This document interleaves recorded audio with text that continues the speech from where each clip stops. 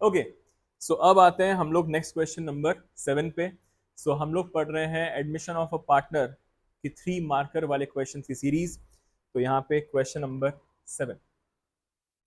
सो question number 7 बोलता है आपका, Bharat and Ishu, there are 2 partners Bharat and Ishu, इनका रेशियो है आपके पास given, that is 4:1. So it is Bharat and Ishu are partners in a firm sharing profits and losses in the ratio of 4:1. Rishabh was admitted into the partnership for 1/4 share in profits. So new partner Rishabh is entering and he is entering for 1/4 share. Goodwill of the firm was valued at 4 lakhs. आपके पास goodwill of the firm given है. So यहाँ पे goodwill given है आपके पास 4 lakh rupees की. अगर goodwill given है 4 लाख तो यहाँ पे निकालना पड़ेगा आपको आर का शेयर, जितना उसको गुडविल लेकर आना चाहिए था. सो यहाँ पे 4 लाख का 1/4 will give you 1 lakh rupees. तो ऋषभ जो एक नया पार्टनर आ रहा है उसको 1 लाख रुपीज का गुडविल लेकर आना चाहिए. आगे लिखा हुआ है Rishabh brought 2 lakhs as is capital, 2 lakh रुपए कैपिटल लेकर आया, and 60,000 out of his share of goodwill premium in cash.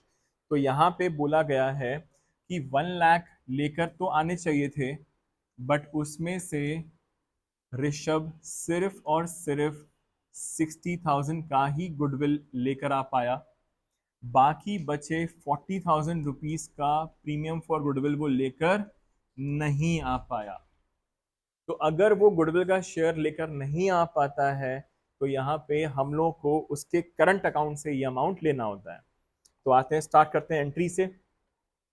So it is, पहली एंट्री होगी आपकी कैश अकाउंट डेबिट, क्योंकि नया पार्टनर आया है तो नया पार्टनर जब भी आता है तो वो कैश लेकर आता है 2 चीजों के लिए. तो पहली चीज वो लेकर आएगा capital. So it is to Rishabh's capital, and apart from that वो प्रीमियम फॉर गुडविल भी लेकर आया. तो जितनी वो प्रीमियम फॉर गुडविल लेकर आता है उतने की ही हम लोग एंट्री रिकॉर्ड करते हैं यहाँ पर. सो यहाँ पे ऋषभ कैपिटल जो लेकर आया है वो लेकर आया है 2 lakhs. तो वो 2 lakhs की कैपिटल लेकर आया, एंड 1 लाख की उसको प्रीमियम फॉर गुडविल लेकर आना चाहिए था, but he only brought in 60,000 as is share of goodwill. तो अल्टीमेटली हमारे पास 2,60,000 रुपीज का कैश आ गया. This is Rishabh admitted. अब क्या होता है कि जितना भी वो प्रीमियम फॉर गुडविल लेकर आता है ये बढ़ता है आपके सेक्रीफाइसिंग रेशियो में ओल्ड पार्टनर्स को. तो यहाँ पे new ratio as such given था नहीं. तो जब भी आपके पास न्यू रेशियो नहीं होता है तो ओल्ड रेशियो ही सेक्रीफाइसिंग हो जाता है. तो यहाँ पे जो आपका प्रीमियम फॉर गुडविल है वो बट जाएगा.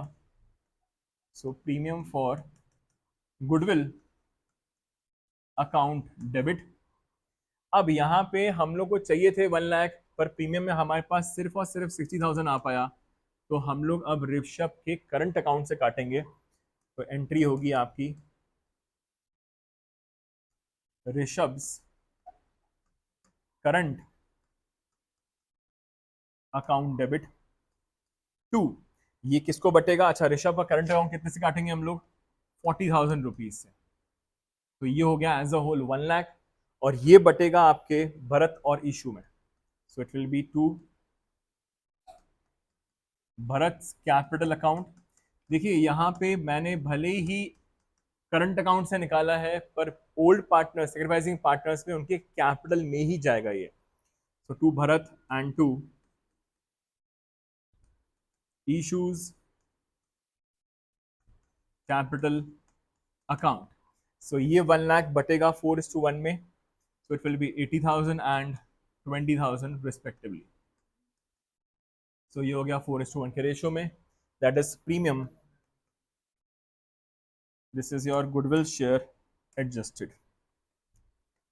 Goodwill share adjusted. ओके, समझते हैं यहां तक? अब यहां पे लिखा हुआ है आगे, at time of Rishabh's admission, goodwill was appearing in the books of the firm at rupees 50,000. तो आपके पास जो गुडविल ऑलरेडी रखी हुई थी, देखिए जो अगर आपके पास ऑलरेडी गुडविल रखी होती है that is basically your accumulated loss, जो आपके एसेट साइड में दिखती रहती है। तो इस लॉस को हम लोग को बांटना पड़ेगा ओल्ड पार्टनर्स ओल्ड रेशो। तो यहाँ पे एंट्री होगी आपकी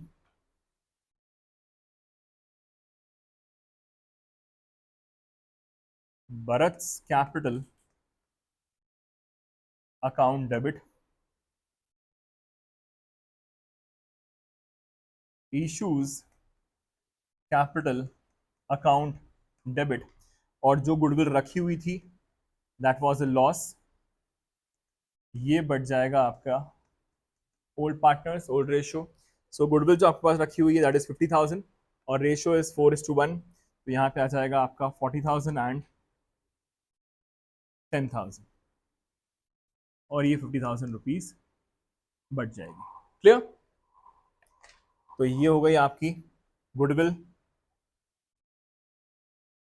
रिटर्न ऑफ, ये गुडविल आपने राइट ऑफ कर दी।